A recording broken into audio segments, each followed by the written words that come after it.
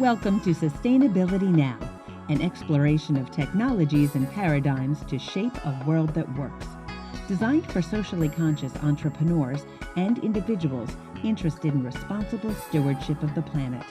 Sustainability Now covers food, energy, housing, water, waste, health, economics, and consciousness. Welcome to your community, Sustainability Now, with your host, Mira Rubin.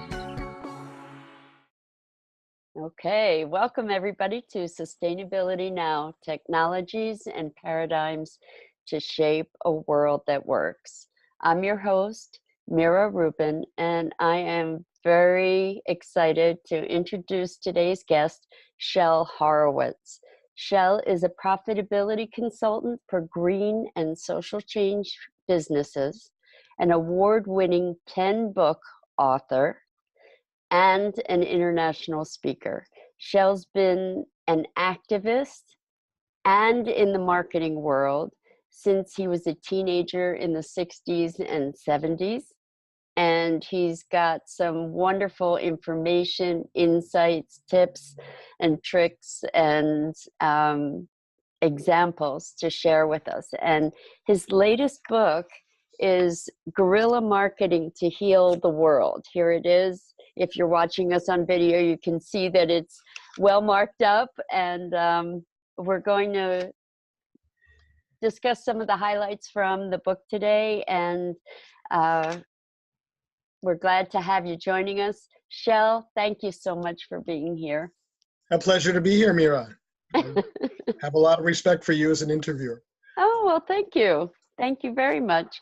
Well, Shel, in reading your book, the thing that really felt like a theme, a solid theme throughout, is really a major paradigm shift, not only in business, but in marketing.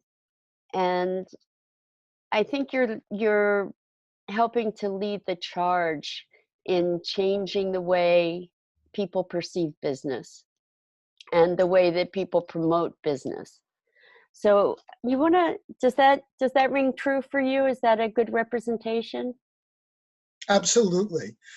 I totally reject the idea that business is all about the single bottom line short-term profit, and that business cannot have a role in social change and environmental change.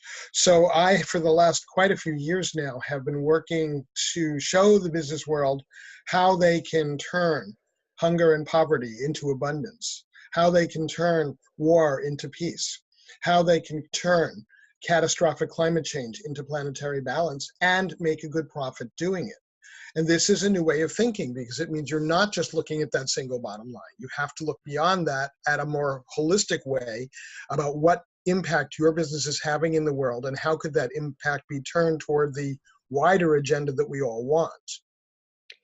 And as far as the marketing piece, there's a lot of mind shifts with that too, because it's a lot of the old-fashioned trainings in marketing are all about sell, sell, sell, and we bet in your face and let's make a deal. And like, well, that's not how it generally works. If you think about yourself as a customer, what do you do when you see that coming? You run the other way. Whereas when you engage as a partner, as an equal, as someone who is out there trying to find the solution that helps you, the client, you're going to be much more receptive to that.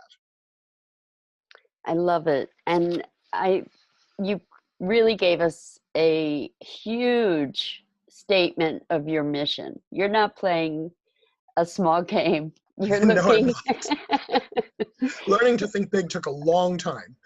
You know what? Actually, I while we're on that, I think that's a really, really big deal. And it goes into another point that I wanted to discuss with you, is the power of one person to really make a difference in the world.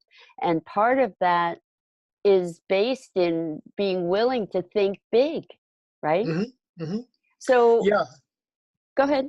I can give you many examples of ordinary people who stepped out of their ordinariness into greatness, not because they were born to be great, not because they were born in privilege, but because the opportunity was there and they stepped into it, often stepping way out of their comfort zone. And I'm going to give you a few examples that everybody is familiar with. One of them What's more ordinary than a seamstress? Well, a particular seamstress named Rosa Parks really sparked a whole new level of the civil rights movement by refusing to go to the back of the bus and by having the community behind her to support that. And often this is what happens, is that one person steps into their greatness and in the process wraps themselves in others, pushes them along, makes the whole community wider and bigger and deeper and more powerful. So another great example, shipyard electrician. A shipyard electrician named Lech Walesa led the solidarity movement, threw the Russians out of Poland and became its president. And then there's a housewife in Niagara Falls, New York, named Lois Gibbs. She lived in a neighborhood called Love Canal, and she was the one who saw that her neighborhood had been poisoned and started a national movement about toxics that we are still, this is, I think, late 70s sometime, I don't remember exactly when, made a major difference in our ability to get information from chemical companies and other polluters and our ability to fight them and to get recourse. I personally started a movement that saved a mountain.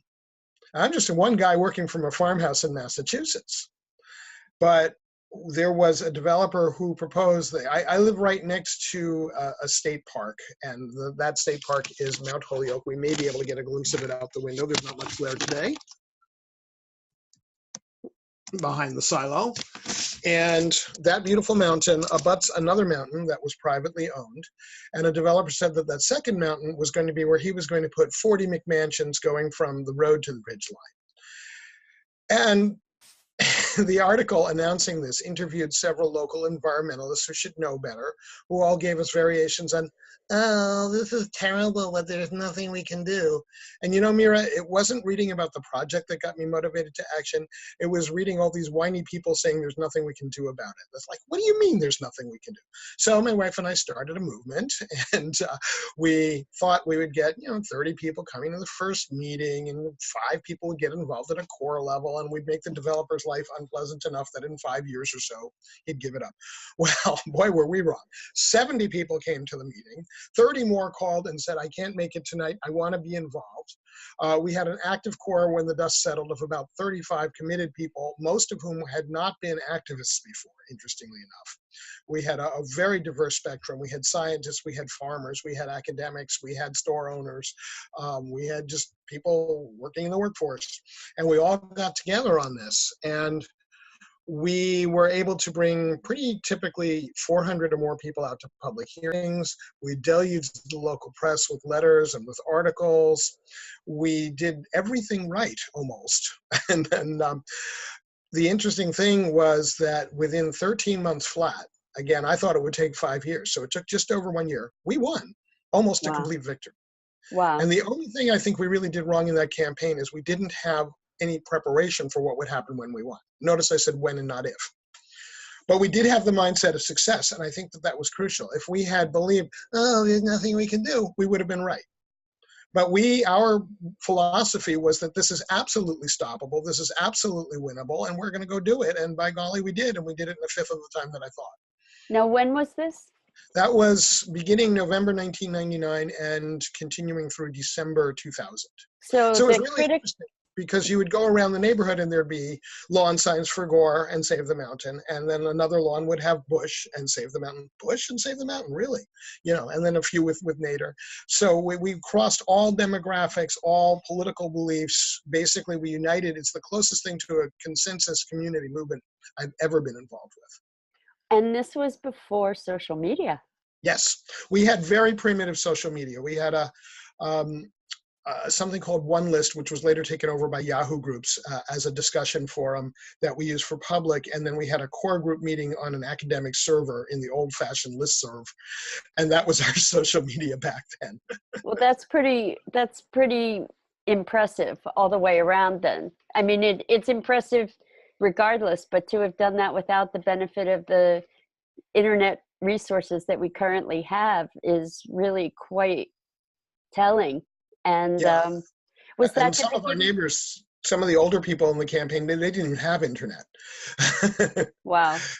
But what's really interesting is that successful movement got me really thinking about the direction of my career, and having brought all my marketing skills into this organizing project, I started looking about how I could bring my organizing skills and my organizing beliefs about where I want the world to be into my business work. And that is how it slowly evolved into the work that I'm doing now. Beautiful. A wonderful circle. Thank you for closing that circle and bringing us back actually to the idea of CSR, corporate social responsibility. You talk about that a lot in the book and the benefits of creating social capital in an authentic way. So there are certain values that are underlying this whole movement, but I'd love to discuss that with you and talk about creating social capital and how that works and what it looks like in marketing and business. Yeah. Well, the interesting thing, Mira, is that social responsibility in business is now very, very mainstream. And that was not true, say, 25 years ago. So there's been a progression as companies begin to understand the benefits. And I happen to have in Guerrilla Marketing to Heal the World, I have a list of 5 of the benefits, and I'm just going to share them with you verbatim. Customers feel good about supporting socially and environmentally responsible businesses and are willing to pay higher prices. 2, customers become allies in both product development and problem resolution. 3, customers do your marketing for you. 4, you'll have an easier time raising capital from non-traditional funding sources with fewer conditions. And 5, you'll have lower risk of negative consequences from boycotts to lawsuits. So that's a pretty compelling bottom line business case for doing the right thing. In the book, I also cite examples of companies that have, as an example, turned something they used to pay to throw away into a profit center. I think it was General Motors that I cite as an example that made something like $2 billion a year on something they used to pay to throw away. Say more about that. I don't remember the details. I can take a moment to find it. No, it's okay. But, there are a number of companies that I mention in the book that have found that doing the right thing is extremely profitable. One that always surprises people is a certain department store chain headquartered in Bentonville, Arkansas, that is known as an extremely bottom line driven company. I am talking, of course, about Walmart. I choose not to shop there because of some of the other things they do, but I totally give them props for what they've done on sustainability stuff. And one of the things they've done is that they have turned a huge profit center into selling things like organic food and LED light bulbs to people who have probably, for the most part, never been to a Whole Foods in their life.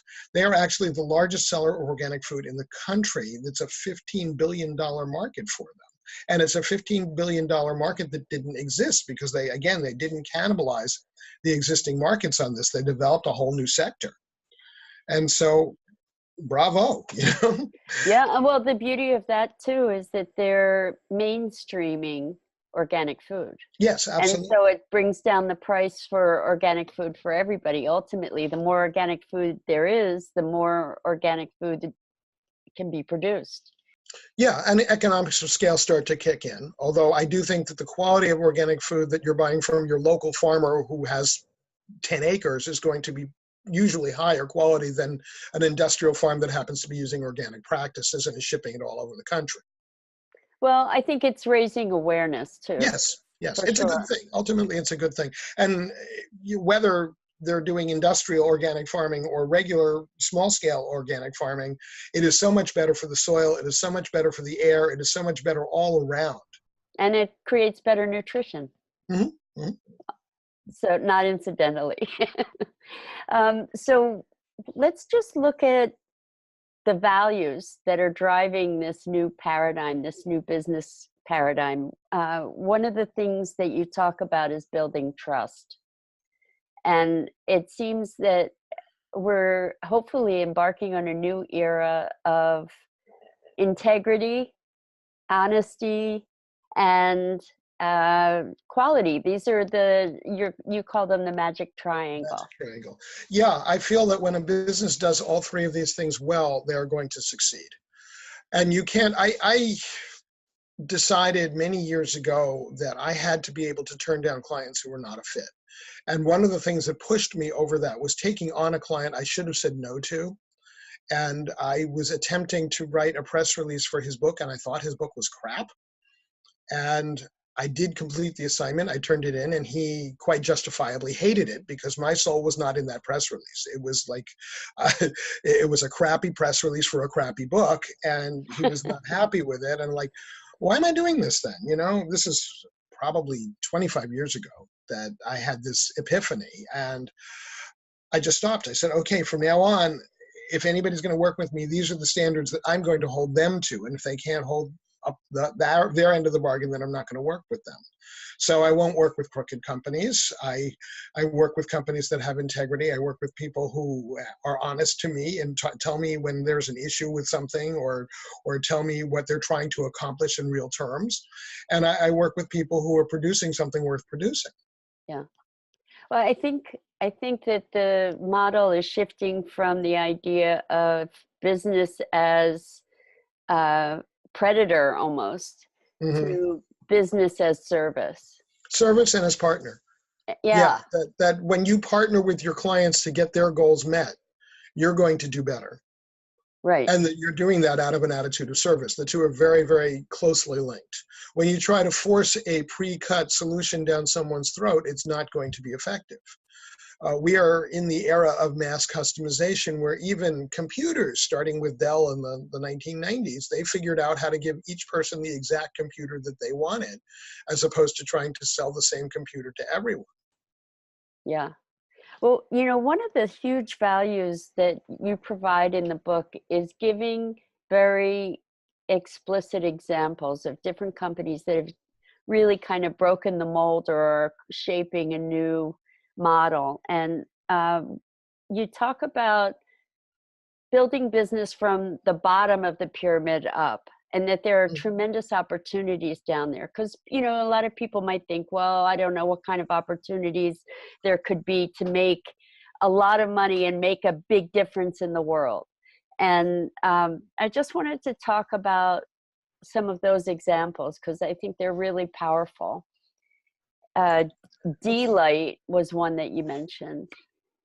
Yeah, D-Light is one of a number of companies that are selling solar-powered LED lamps to replace kerosene. Let me tell you a bit about kerosene. Okay, it's toxic. You're breathing bad fumes. It's flammable, and many, many people have died or been maimed in kerosene fires. It's, of course, a fossil fuel, so that you are contributing to carbon pollution and increasing your carbon footprint, and at the same time depleting the Earth's resources. So when you take all that away and you replace it with something clean, better light, safer, no toxicity, you're accomplishing so much. First, you're providing jobs in the field to the people who sell and service these lamps.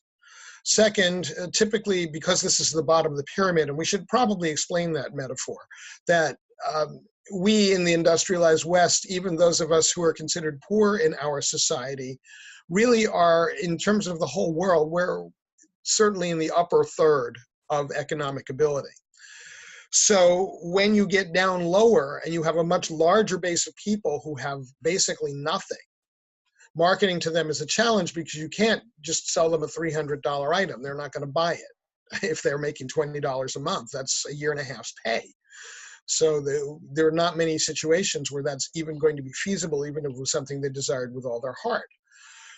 But if you can sell them something for $10 or $20, and if you can sell it to them on a time payment, so like let's say you were paying $2 a month for your kerosene before, and now you take that $2 a month and put it to the lamp, and in 10 months you've paid off a $20 lamp, and from then on you have an extra 10% disposable income.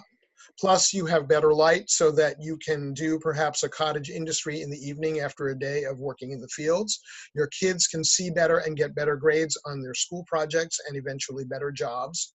The person who sold it to you obviously has a job selling as an entrepreneur. The company is making money back in the United States. And all of these things come together in what we like to call a virtuous cycle, and actually spiral up. And you end up bringing family out of poverty. You end up having cleaner air. You've gotten rid of the fire hazard. You've gotten rid of the toxic fumes. And you're doing this with a $20 lamp that people are paying $2 a month for 10 months. I mean, wow. And this is only one company among many that are doing similar things, but it's one of my very favorite examples. I now actually have a client who is in that world. She hasn't gone to market yet, but she's producing a line of foldable solar lamps, LEDs, that fit in your pocket. They're about the size of a cell phone. Wow. Wow. There was another company you mentioned that created a paper microscope. Oh yeah, I don't remember the name of that company, but it was something that you could do for, again, like $20 or I think it might have even been $2. And you go out into places like rural India where diseases are rampant, and all of a sudden you can see what's really going on in these people's blood, and you can treat them appropriately in places with very limited medical facilities. It's And no money miraculous. for $5,000 microscopes. Yeah, it's phenomenal. Well, we all have heard probably of Ben and Jerry's. Mhm. And they were pretty revolutionary in the way that they structured their business in the beginning, particularly, right? Yeah. With pay scales. Maybe you could share how that worked with people. Okay. If I remember correctly, they had set the CEO pay as a multiple of 7 times the lowest paid worker. So that's, when you compare to the typical CEO who's making 300, 500 times as much as the lowest paid worker, you see that by having that ceiling, it stops the transfer of wealth from the people who are actually making stuff to the owners and investors of the company. And it forces the company to pay the workers a decent wage. Ben & Jerry's has been a leader in a lot of ways. I love that they have partnerships with agencies that serve developmentally disabled people to staff some of the scoop shops. I love that they buy their brownies from Grayston Bakery.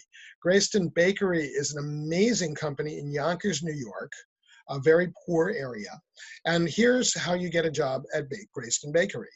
You put your name on a list, and when your turn comes up, you get a job. It doesn't matter if you're an ex-addict, an ex-felon, a single mom, a person with mental disabilities, a person with physical disabilities. When your name comes up, you get offered the job and you get significant training so that that job is viable for you and you can build the skills you need to succeed in it.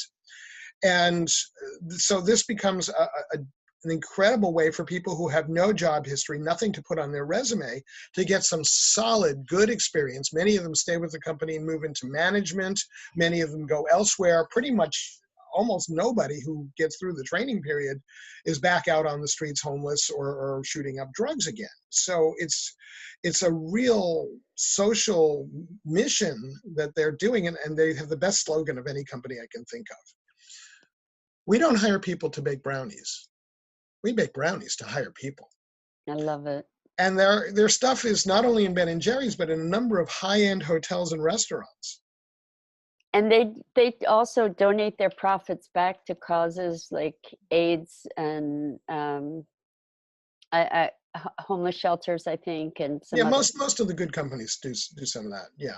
It's pretty This was awesome. started by a man named Bernie Glassman, who is a Zen monk who's also trained in Jewish Torah scholarship. Very interesting guy. And he's started a number of very interesting things over the years. Yeah, it sort of turns the model on its head. A lot of this stuff turned the traditional paradigms on their head and are very successful. And that's the hopeful thing to me, is to see that the way that we've done things is not the way that things have to be done. Right. And the effective. little pioneers, which number in probably the thousands, can be the spark, can be the catalyst that ripples through change, and you get what Mao called the 100th monkey effect, or what other people have said is the tipping point in Malcolm Gladwell's phrase, that you start seeding these people into the business community, and eventually they hit a point where it just, and everybody wants to do it.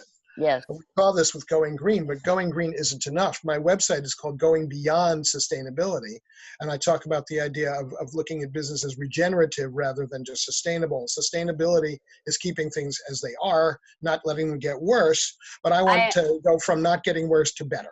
Okay, so I'm just going to just I have to say something, because we're called Sustainability Now, and for me, the view of sustainability is not just maintaining. Sustainability is creating an environment for flourishing. Mhm. So we have a little difference. I just had to put that in there, but It's just semantics. It's just a frame. And we've got the same goals. I think so. I think so, really clearly.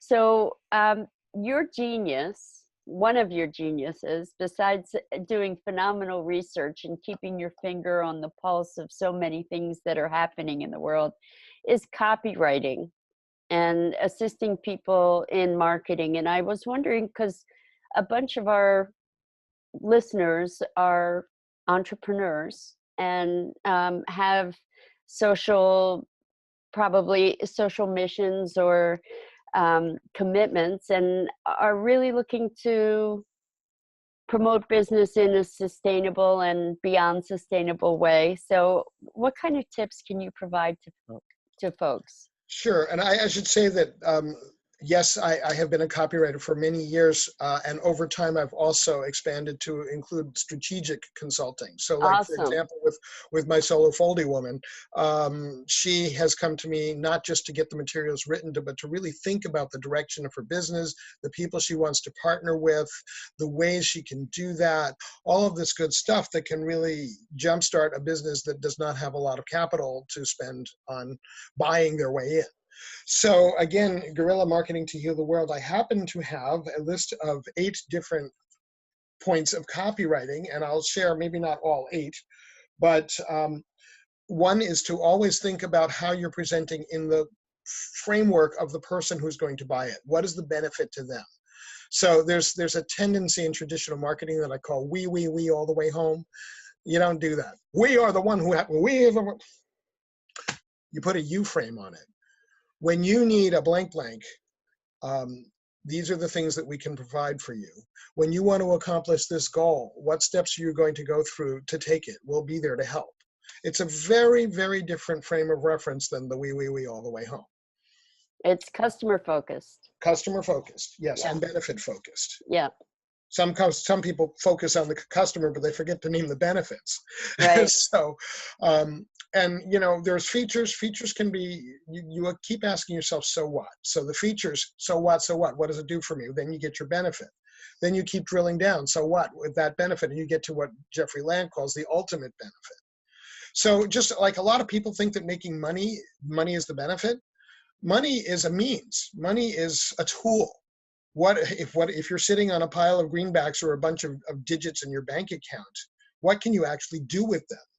If you're looking at the actual material of digital ones and zeros or of stacks of paper, not very much. It would be rather stupid to take them and burn them in fire, though, because they have non-intrinsic value. They have the value of what they represent.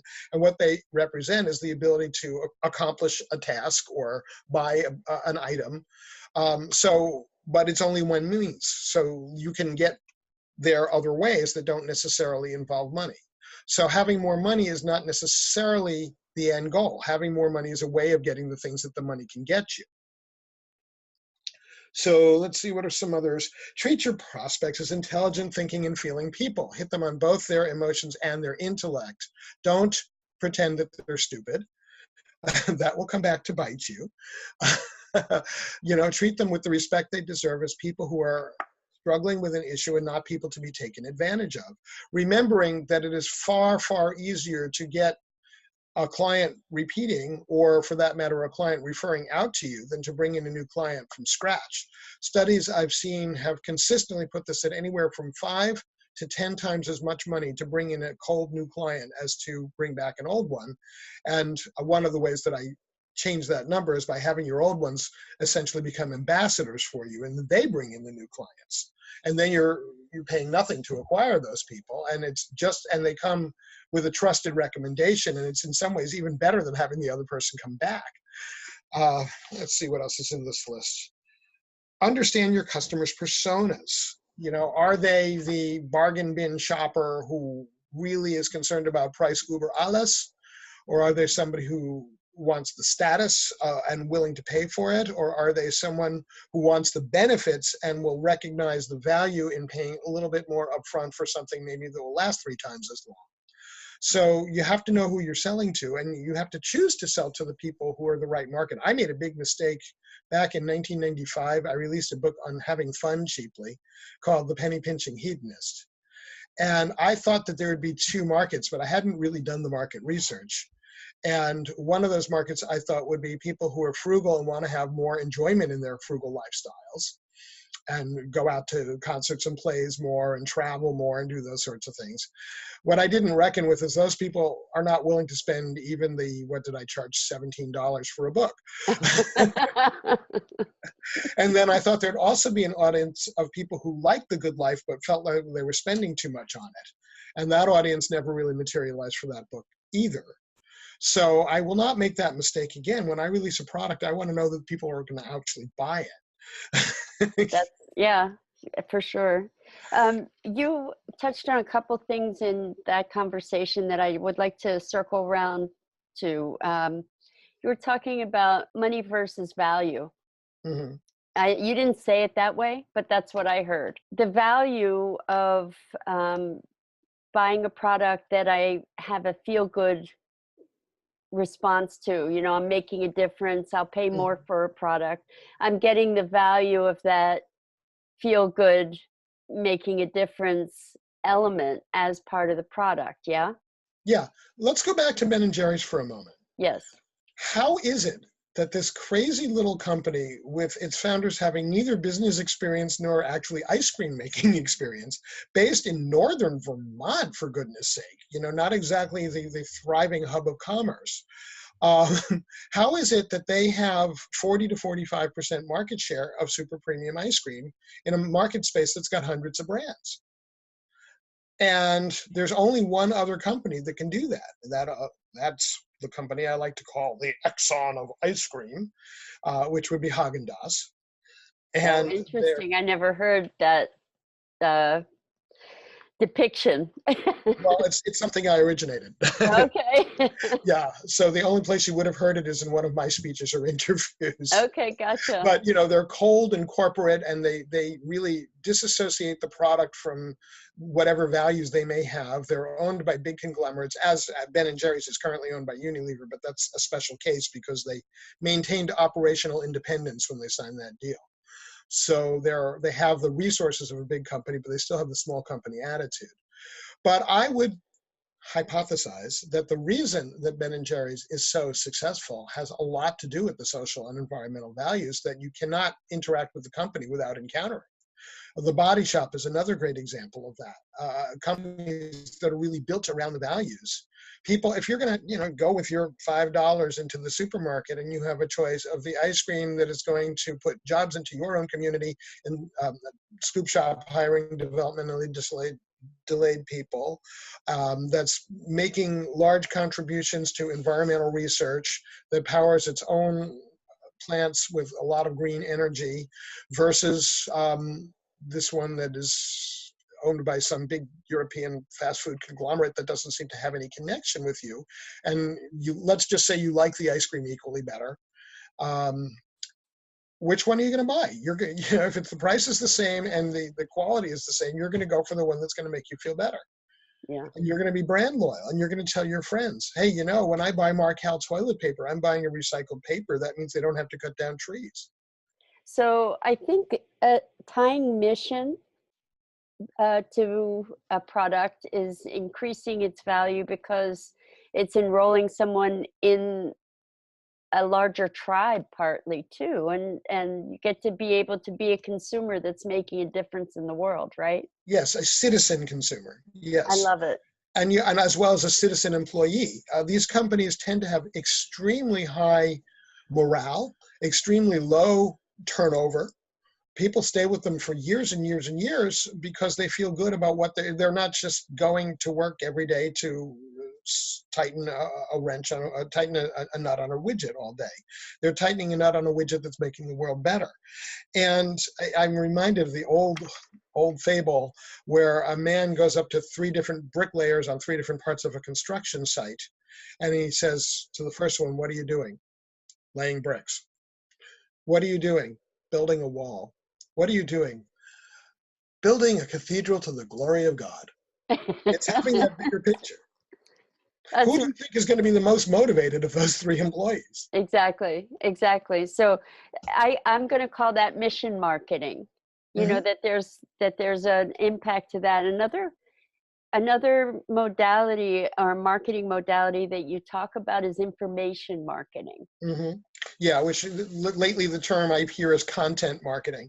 Okay. Basically, being a resource to people. And this is how I built my business. I got involved with internet discussion groups back in 1995.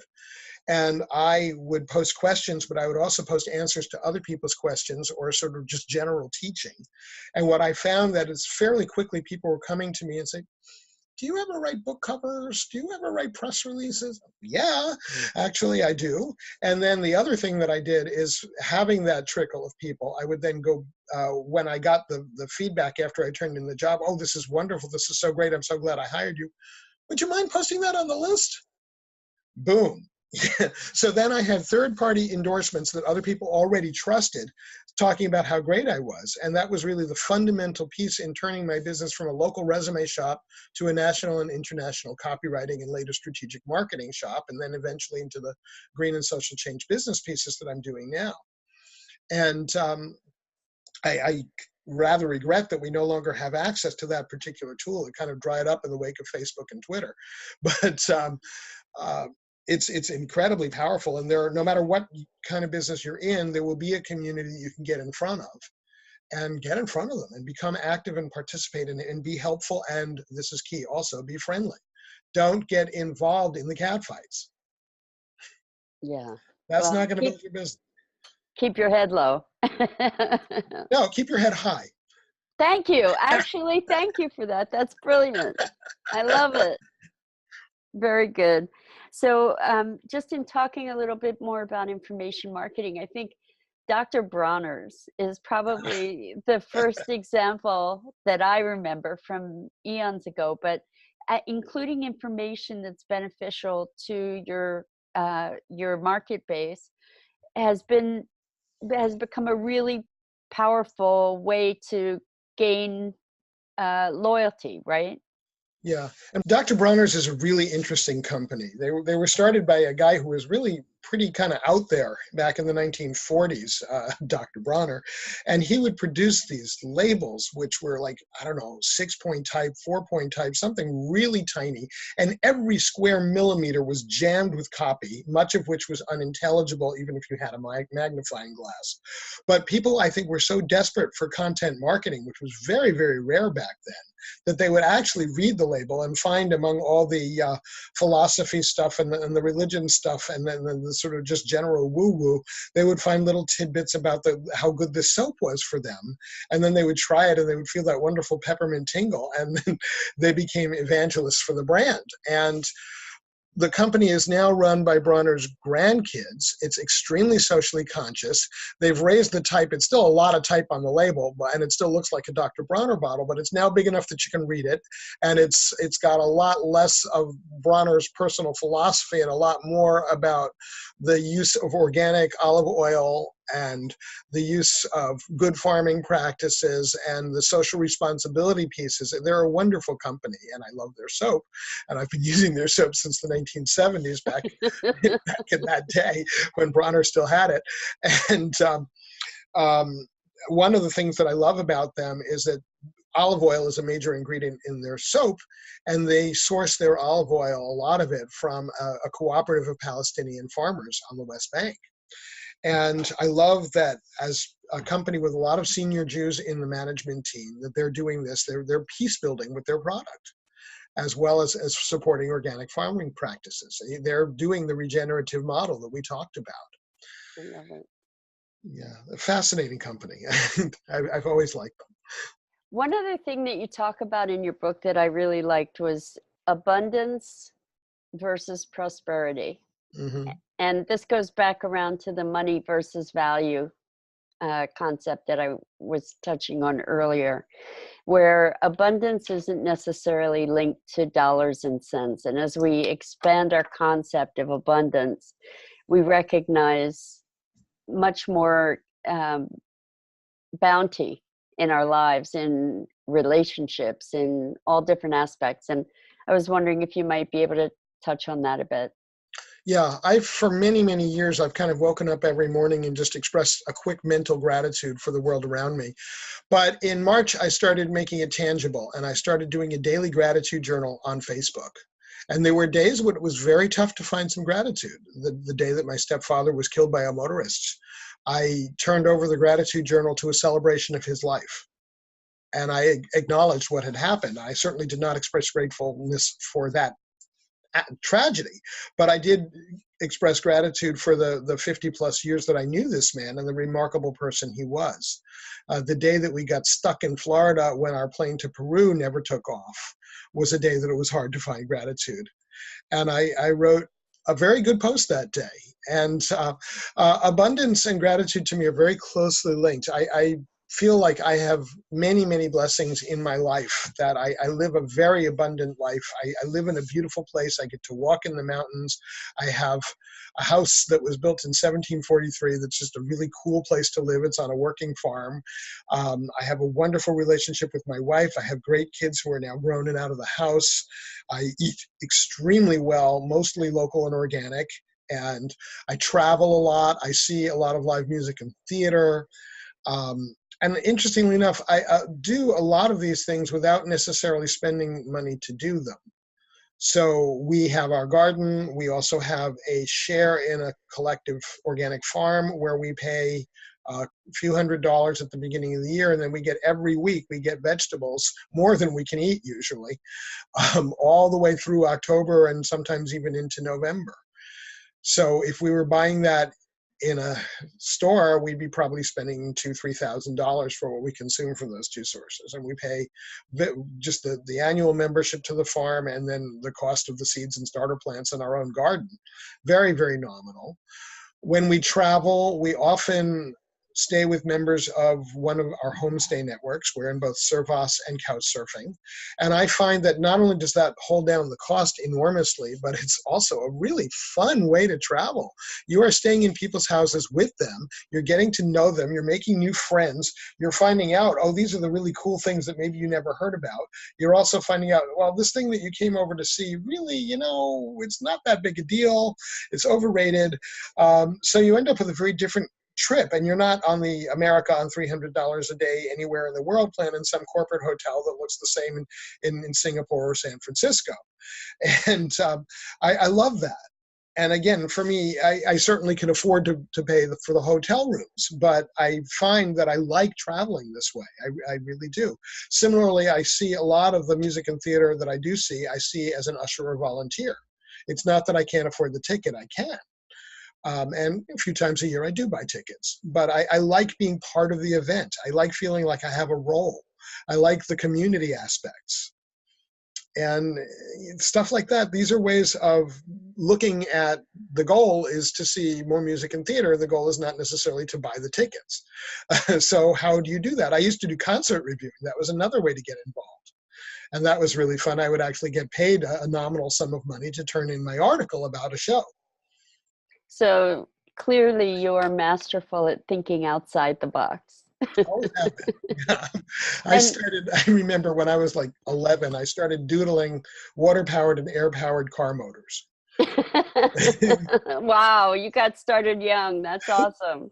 So let me just ask you about your personal journey. You told us about the mountain, but what got you started on sustainability? I like to say I was captured by the first Earth Day in 1970 when I was 13. And I never really got off the boat after that. I started making changes in my own life. In 1973, I became a vegetarian. Going vegan is probably the biggest single step that anybody can take toward in decreasing the environmental footprint in your own life. I am not a vegan, but I am a vegetarian now for 45 years. And going vegetarian is probably the second biggest thing you can do in your own life. Over time, we have put on this house that was built in 1743, has both a solar hot water system and a small inadequate photovoltaic system that gives us at least part of our electricity. And also, we live on a dairy farm, and they have a methane digester, and we just recently connected to that. So now, starting a few days ago when I turned on the heat for the first time this year, we are heating with a hot water system powered by cow poop and food waste being turned into methane and electricity. How cool is that? It's very, very, very cool. So I am now basically off oil. We have 3/4 of a tank of oil that was already in the tank when they finally made the switch. They've been talking to us about doing this for 5 years, and we kept telling the oil company, we don't know how much longer we'll be your customer. And then finally it happened this summer. And so that 3/4 of a tank, there'll be a day, every month or two when the system is offline for maintenance. So I imagine that it'll probably be 10 years before I burn through that tank of oil. That's remarkable. Well, you're making an impact in the world, and it seems to be completely aligned with your core values. Mm-hmm, mm-hmm. And It's braiding together the two real main threads in my life, the marketer, business consultant, and the activist social change agent. Right. And I think that that's a really, really key point for people that may still be searching for what they're going to do when they grow up, is to really recognize and align with their core values. Yeah, and it may not be instant. It took Grandma Moses a lot longer than it took me. She was in her late 70s when she first started painting. Yeah, exactly. So, Shel, let me just ask you, what should I have asked you that I didn't? Well, how people can get in touch. Oh, we're going to get to that, but that's absolutely coming up. So let me do that, and then I'll ask you if there's another question. So on our website at sustainabilitynow.global, we are going to have a ton of resources from Shel, tips on being more eco-friendly, and resources for his books. And Shel, you also have additional resources maybe that you want to talk about for us. Yeah, at goingbeyondsustainability.com/freebies, there's all sorts of good stuff. Among other things, there's my ebook Painless Green, which offers 111 mostly free and very low cost ways to green your own life. There are some excerpts from my latest book, Guerrilla Marketing to Heal the World. There are, what else is up there? I think there's some interviews up there that I've done that are pretty cool, and just a lot of stuff. And I just decided a few years ago that I was just going to put all the freebies there. Nice. Well, we'll link to that from our podcast page on sustainabilitynow.global, and people can go to you directly. And what else? Let's see. Well, why are you optimistic that you can do this? That's a question you should ask. Okay, good. So let's ask you, why are you optimistic that you can do this? For starters, I think we live at a very exciting time where we have both the technology to really solve a lot of problems and the understanding that technology has its limits, and that overuse of the wrong kinds of technology is how we dug ourselves in this hole in the first place. So I am really fascinated by some of the amazing strides that are going on. It used to be, when I became a vegetarian, organic food was usually something that was all brown and spotty and ugly and didn't taste very good and was hard to grow and didn't grow in great profusion. And now they figured out how to make organic farms just as productive as conventional farms, often over the long term more productive because you're not depleting the soil. And beyond that, you're also, the food itself is now not only visually appealing, but the taste buds have a feast. I mean, wow, it tastes so good when you bite into like an organic apple that you've just picked. It's an amazing experience. I recommend it to everyone. If you've never tasted a real tomato, well, here we are in the fall in the Northeast where both of you and I are. Go find a farmer and try a tomato, preferably an organic one. You will maybe never ever want to buy another supermarket tomato in your life, but it's worth it. I only eat tomatoes during tomato season. But like, for example, there's this idea called biomimicry. I have a section in Guerrilla Marketing Guerrilla Marketing to Heal the World called Mother Nature Chief Engineer. And in that section, I talk about the work of Janine Benyus and biomimicry, and the idea that whatever technical problem you want to solve, nature has already figured it out thousands of years ago, and in a way that does not require input of unnatural resources like fossil fuels.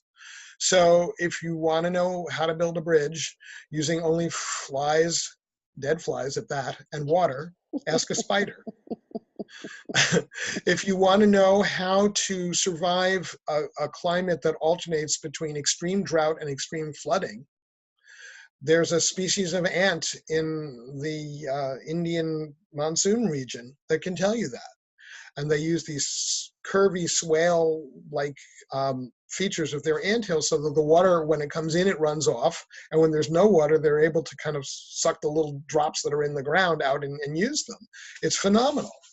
And, problem after problem. If you need to look at how things can stick to a ceiling, there's a group right here near me in Amherst, Massachusetts that developed a product called Gecko Skin, and it's an adhesive that they modeled after gecko lizards, which can walk on the ceiling.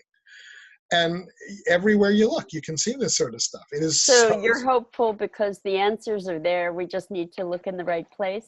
Yeah, because like if you look at energy, okay, first of all, we in the United States use roughly twice as much energy per person as people in the UK or Germany or Denmark, which they have pretty good level of civilization there. They're not living in caves. They're not even living in log cabins. And yet they manage to do it with half as much energy per person. So conservation is huge. Then you look at all the opportunities to create power that we're not using or just beginning to use. Like I've seen a Frisbee-shaped hydroelectric system that does not dam the water. You just stick it in a flowing river and it spins. It's about the size of a Frisbee also. So that means when you democratize not only the cost of it, but the size, that means you can stick that thing anywhere. You can, like just what we talked about with the solar LED lights. You can use places like highway median strips and rooftops. And you can use them not only for energy collection, but for food generation. And especially as more and more of the vehicle fleet switches over to electric. I don't think you want to be growing food crops on today's Interstate 95. No. But 20 years from now, when almost all of that is electric, that would be a reasonable thing to grow food. And meanwhile, it's a reasonable place to grow ornamentals.